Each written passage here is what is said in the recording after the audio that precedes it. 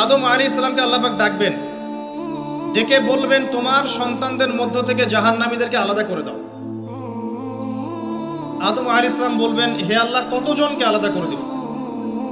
আল্লাহ রাব্বুল আলামিন বলবেন, প্রতি হাজারে 999 জনকে জাহান্নামের জন্য আলাদা করে দাও।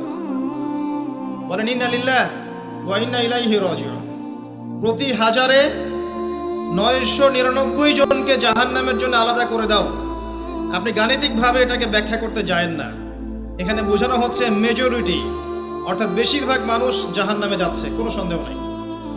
হ্যাঁ, এটা ঠিক, জাহান্নামে যাওয়ার পরে কবিরা গুনাহগার যে ব্যক্তিরা আছে তাদের জন্য নবী সাল্লাল্লাহু আলাইহি ওয়াসাল্লাম সুপারিশ করবেন, এবং যার অন্তরে সরিষা দানা পরিমাণ ঈমান ছিল, মন থেকে লা ইলাহা ইল্লাল্লাহ সাক্ষ্য দিয়েছে, একদিন না একদিন সে জান্নাতে যাবে ইনশাআল্লাহ। কিন্তু আমরা কি চাইবো জাহান্নামের শাস্তি ভোগ করে জান্নাতে যেতে?